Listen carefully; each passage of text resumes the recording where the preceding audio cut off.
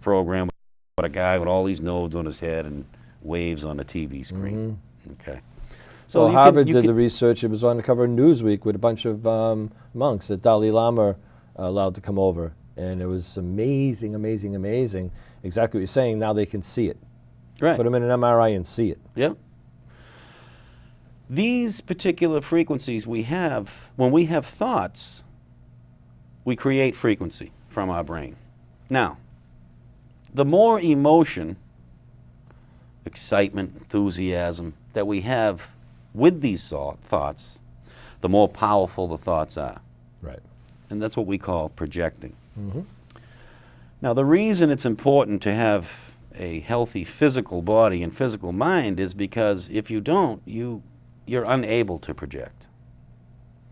And without that power, you're lost here in this world. I mean, that's a very important resource that was given to us by our Creator, what have you.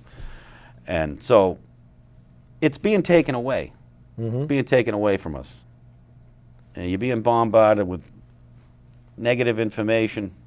Your body's being contaminated with, foods and chemicals and drugs that was never meant to be in your body. It's impeding the way your mind works. It's impeding the way your other organs work. It's suppressing your immune system. And really, you have no chance. I mean, it's... Right. Well, it's the rock and a hard place. It's like if my mind gets better, my body will be healthy. But if my body gets healthy, my mind will be better. But they're both being trashed at the same time. Yeah, they got all the angles covered. Yeah, it is amazing. Try not to be too negative and get too conspiracy theory on you. But, there's people out there there are some people out there, believe it or not, that would prefer you don't use your powers that you were given and that you aren't successful. Let's just be honest about it, just quickly. It's a treatment system. It's not a healing system. Because if there's no more treatment, there's no more profit. And if there's no more profit, the economy gets affected as well. Right. So this is a huge, huge, huge, big ball that we're looking at that isn't a simple matter. However, what is really good is that there are ways to become aware, first of all. And that's what information does, right? Yep. So the information and clean regime helps people become aware, and then it helps them take different actions and make different choices, which are better actions and better choices, to start feeling. And that's the question I want to ask you. Like I say to people, the feeling of whatever you call meditation and hypnosis and all of that is a catalyst to the outcome.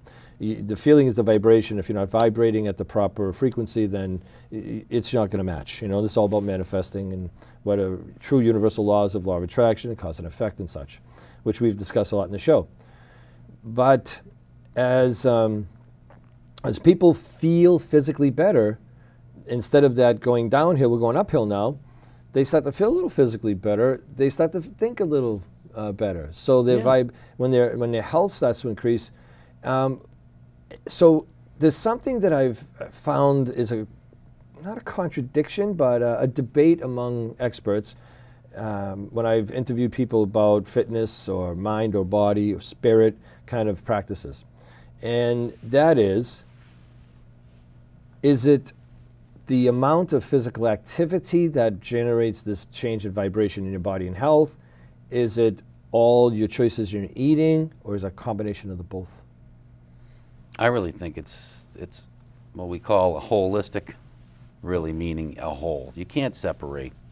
That's what the medical industry would love to do, is to separate it and break it down into these as many facets and as many separate different pieces as possible, when that's the exact opposite of how it works. It's really, it's all combined. It's all together. You can't separate the body from the mind. You can't separate the mind from the body. You can't have a healthy body with an unhealthy mind. You can't have a vice versa. Or you have to have the healthy activity levels and the healthy eating. You can't separate the two or expect one to work. That's true. I don't believe that we have to become triathlon athletes either. Right. But we weren't meant to sit down all day. Which is what's happening. Yeah. I believe body chemistry and diet, what you expose your body to, and what you give your body is 85% of it, 80% of it. That's my opinion. Really? Yeah. It's very important to move around some.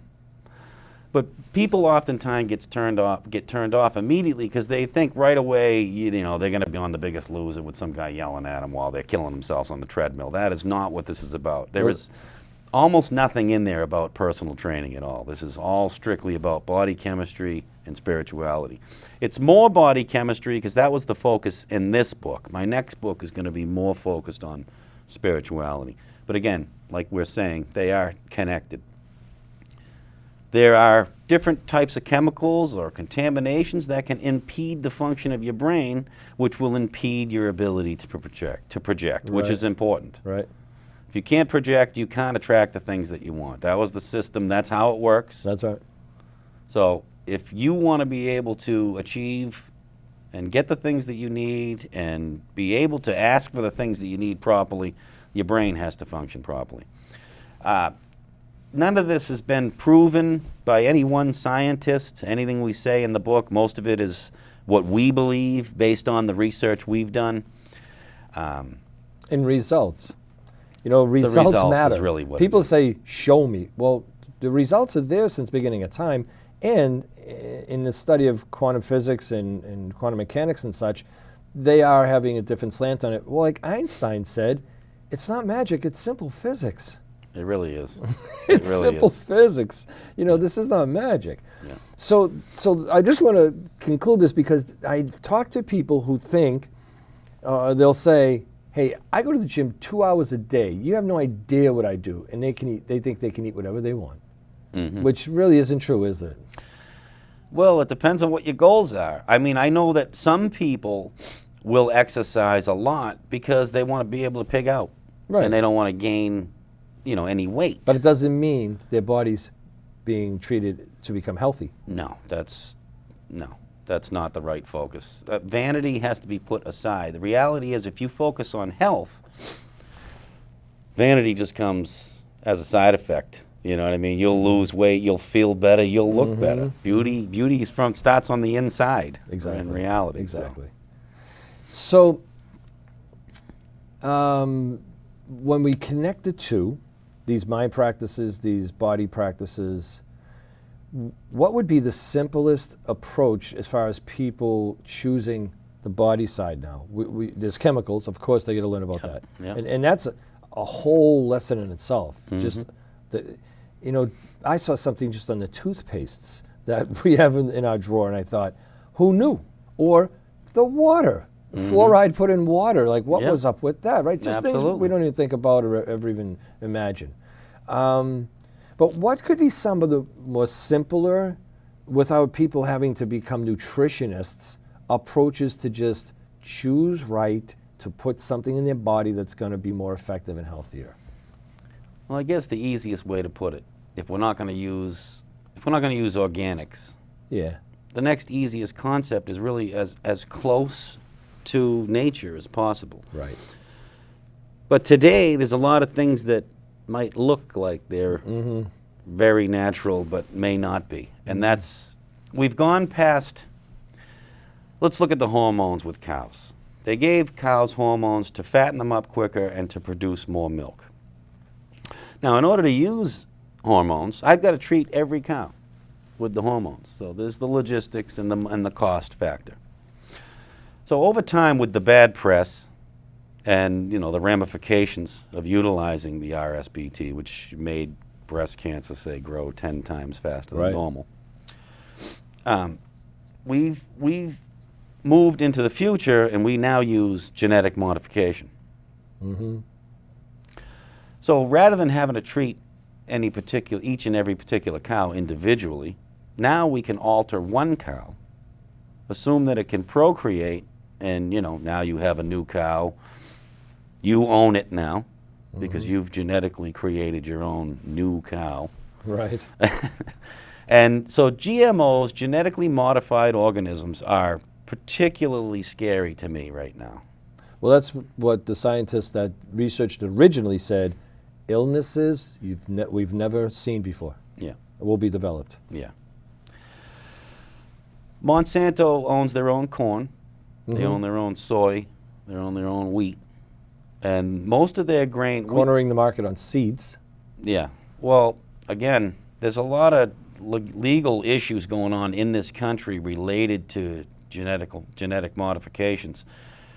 For example, there was a gentleman that was trying to grow organic soy, and he had his own seeds and he grew his own soy, but near his farm was somebody that was growing genetically modified soy.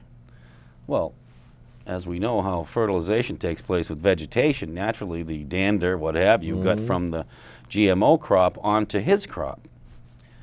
Now, when I read this, I said to myself, well, that's an ecological disaster. Sure it is. They ruined that guy's organic crop.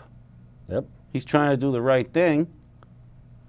Well, they sued him because he had their genetic makeup in his crop.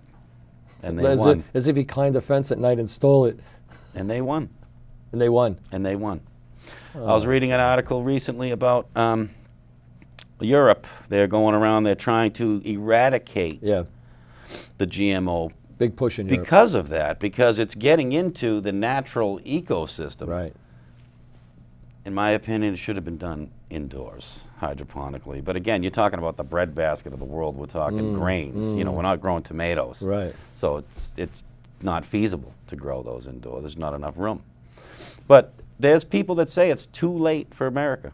This is the breadbasket of the world, and they're saying that because of all the genetic modifications and the growing of these genetically modified vegetation, that it has pretty much contaminated the natural ecosystem. It spread itself too deep, too far, too deep. Now, it doesn't mean it can't be eradicated eventually. I always have a positive attitude. But in the meantime, I'm a little upset about it. But in the meantime, it's about becoming educated. It is. Right? It is. So it's all about people learning what they need to learn to have as much prevention as possible, because there are alternatives. There are. But you need to be aware. It's unfortunate that we have to spend that little bit extra time. You don't have to become a scientist.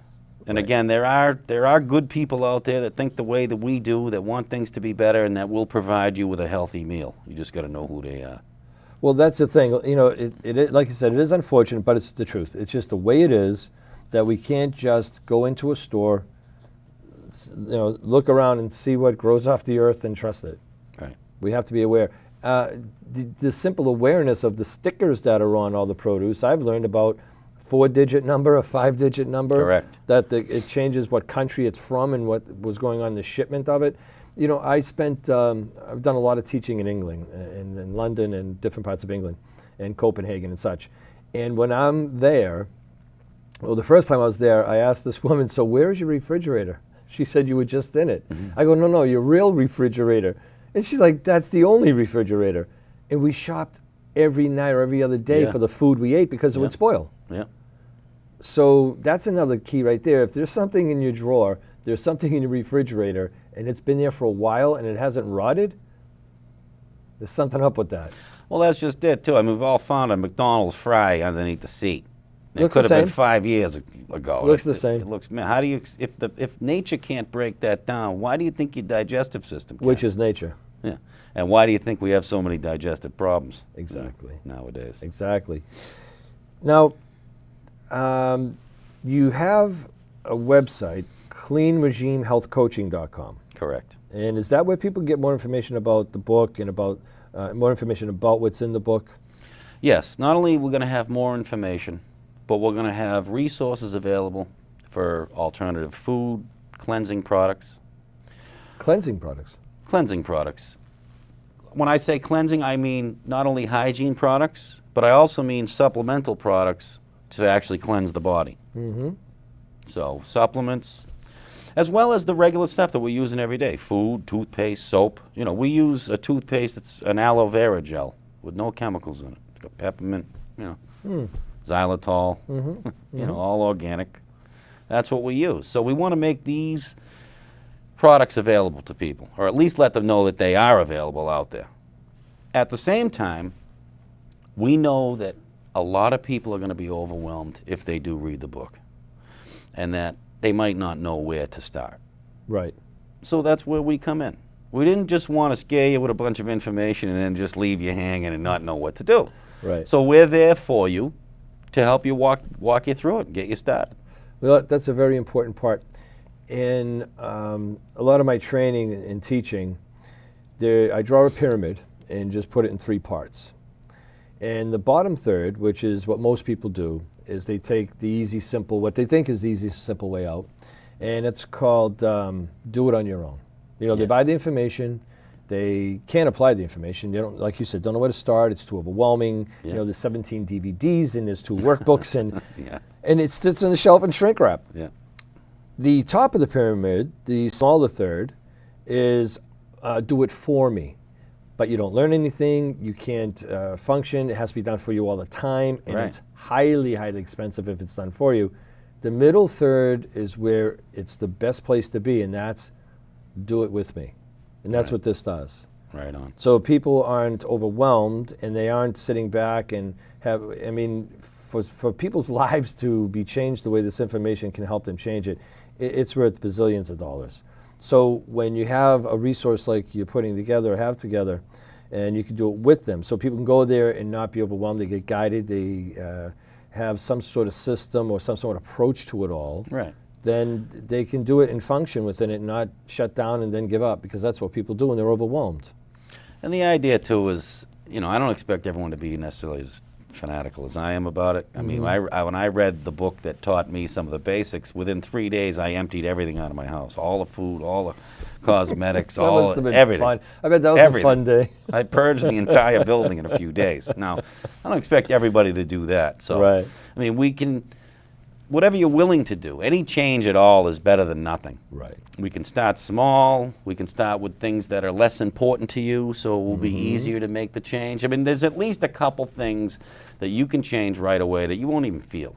I mean, you might be able to pick a new laundry detergent, like just not even, you know, how's it going to bother you? You know? Maybe some people are really attached to the laundry detergent. I don't know. But there are some things that would be painless.